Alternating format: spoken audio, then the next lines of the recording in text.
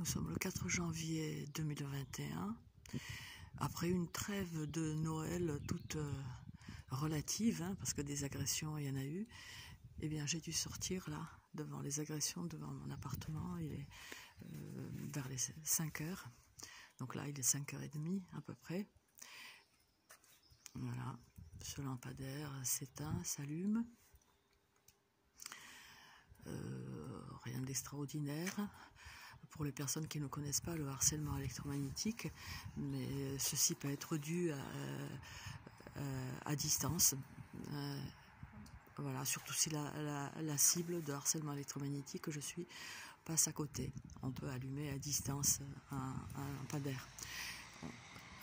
On peut également utiliser le mobilier urbain pour agresser dans certains cas, via l'électronique qu'ils contiennent.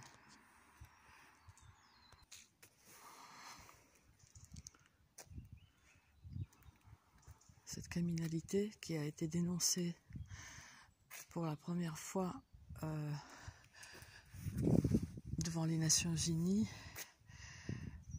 en octobre dernier, 2020 donc, par le professeur Nils Melzer, est pratiquée autant par des personnes alentour la cible que les personnes qui viennent de l'extérieur.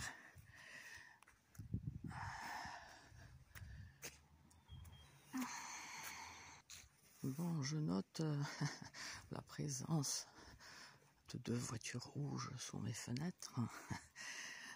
Souvent, le réseau s'amuse à faire des menaces codées comme ça pour annoncer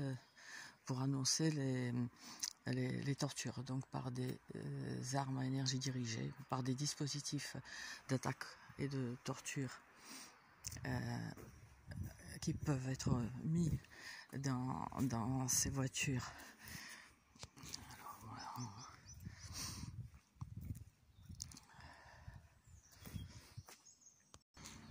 Mais l'agression peut provenir d'ailleurs.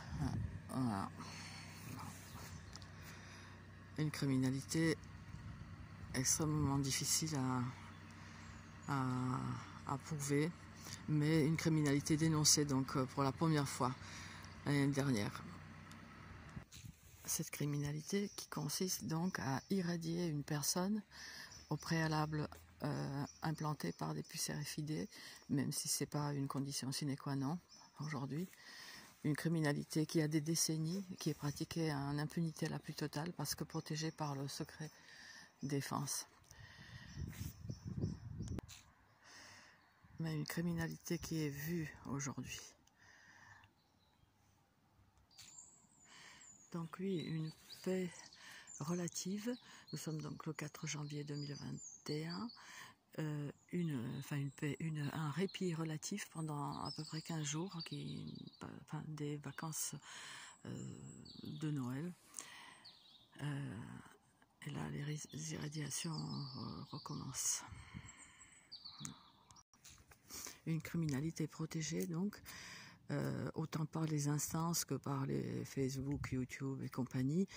Tout à l'heure, Facebook m'a bloqué un post vers un article concernant l'incendie à Nashville. Un ancien ministre de la Défense, Mark Esper, affirme que cet incendie est causé par les armes à énergie dirigée. Donc voilà, dès que le mot arme à énergie dirigée apparaît, c'est bloqué. Enfin,